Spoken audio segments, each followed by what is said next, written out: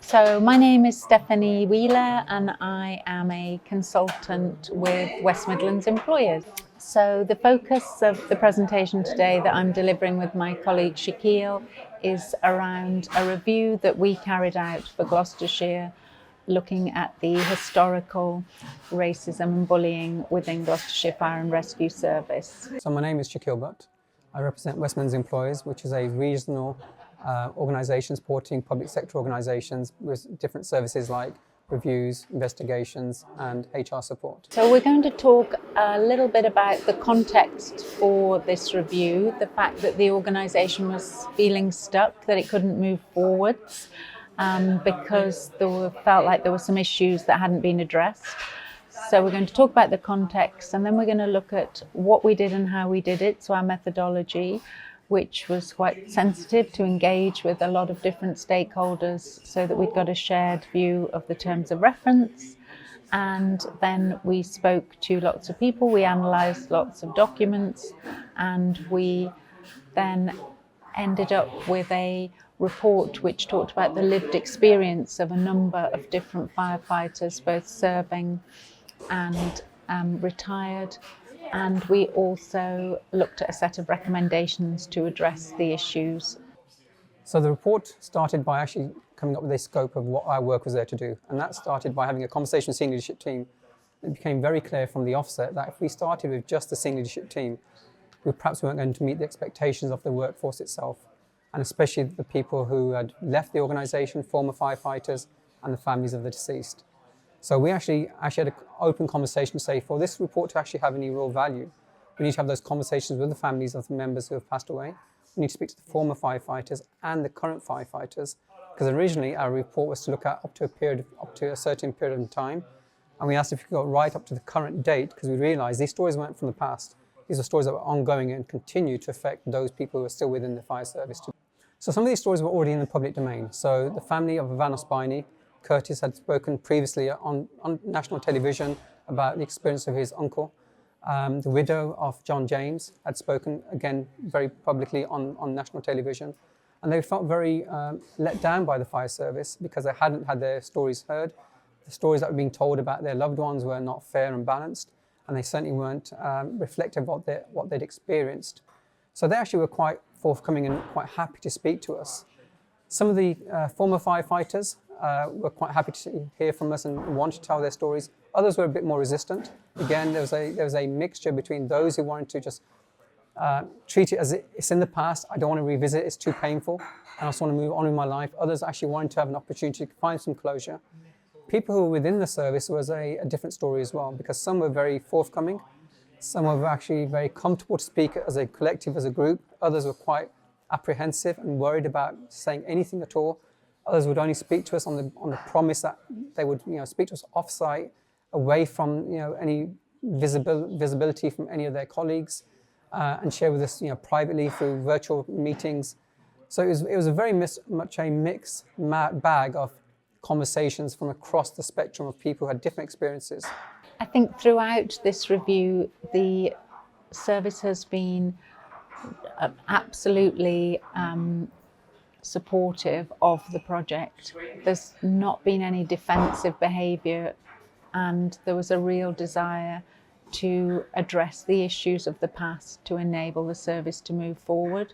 So although there was clear distress about what we discovered, there was a desire to work with individuals and all of the current employees to create a better organisation for the future. So I think the leadership team were quite welcoming about the report, because they gave us quite a free hand. There was nobody off limits that we could speak, that we couldn't speak to. We asked for certain documentations that were available, and again, talking about 30 years of documents, not everything was available, but they did their very best to try to go into the archives, find written documents, because again, not everything was digitalised. We got to see tribunal claims that were never submitted, and that helped give us a lot of detail, especially from those firefighters who passed away, about what they'd experienced and what they were trying to claim and report back to management. So that helped us fill in a lot of the gaps. But again, it wasn't easy. It was very difficult. As we said, it was like a jigsaw, trying to put pieces together, what we were hearing, and sometimes the stories conflicted, sometimes they corroborated each other. But that helped us ultimately to get to a position where we felt, yes, we think we have a fair understanding of what happened and the impact it had on people and what needs to have changed in order to move forward. So one of the realities of any recommendations are they are an independent perspective, they are from an external perspective, but that also means sometimes we won't have the full context. So we did have honest conversations with the management to say, look, here's what we found, here's what we are recommending. Let's hear your views, let's see what you think about those recommendations.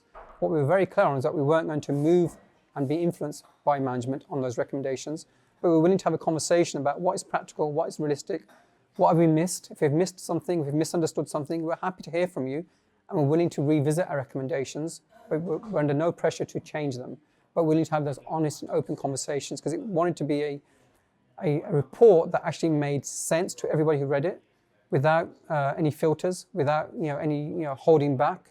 And we were quite, I suppose, visceral in some of our language. We didn't shy away from calling out what we saw. If we saw the N word being used, the P word being used, we called it out, we put it in the report.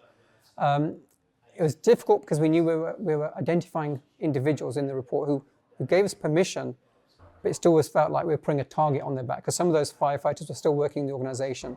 So as you saw in the very last recommendation, was actually making sure the management understood there can be no repercussions on any of those individuals who are participating in this report. And that was, perhaps, for me, was one of the most important recommendations. But the starting point was to recognise, yes, this is how bad things were. Recognise that, yes, there's been some progress, but also acknowledging there's a lot more to be done. So not to throw them completely under the bus, but also to actually recognise we're in a better place. It's not perfect. There's good intent, but we need more than good intent. We need to see action. We need to see momentum, and it's going to take time. And one of the recommendations actually we had was we'd like to be able to come back and review how you've got on. And we're very happy when they reached out to us again in 2026 to say, okay, we think we're in a stage now where you can come and visit us and give us an independent perspective on how you think we got on. Here's what we've done. Here's what's worked. Here's what's not worked. Here's what we changed. You tell us, how did we do? So that was actually a very positive sign from them. I think there's a number of reasons why this environment is helpful. I think it gives us a chance to talk about not just what we did, but the challenges that we faced whilst doing it. It also enables people to ask questions and to be able to get behind the data and the findings. For me, it's a chance to see people's reaction in the room and to see the conversations that it triggers, and hopefully to give others ideas to go back to their own organisations with. At the end of our presentation, we are asking 3 questions of people in the room to take back to their organisations, to be more curious, to look beneath what's in front of their nose and see really what's going on and how they might be able to be part of creating an atmosphere where everyone feels able to raise issues and speak up. I think it's very important. I mean, I'm working with another fire service, I won't mention who, and they took the decision that they wouldn't be sending anybody to AFSA this year because they'd been to previous years. And I pushed back with this individual saying, look, the whole purpose is actually to bring people together who've had some shared experience in different fire services, to recognise they're not alone. They're not alone, and there are others like themselves who've experienced similar things, but also the things that are being done to actually understand what can be done differently in your organisation, to bring some of those ideas back and to bring about change, to recognise change isn't going to happen overnight, it's going to take time. Racism as a whole is historic. There's a whole legacy behind where racism comes from. So we're not going to see any organisation going from here to there, it's not going to happen. But what we do want to see is organisations go from there to there, incremental change. And I think organisations like AFSA having these conferences are critical to keep people momentum going, to keep people motivated, and to keep the eye on the prize, which is let's make things better. If not even for ourselves, for the next generation that comes after us.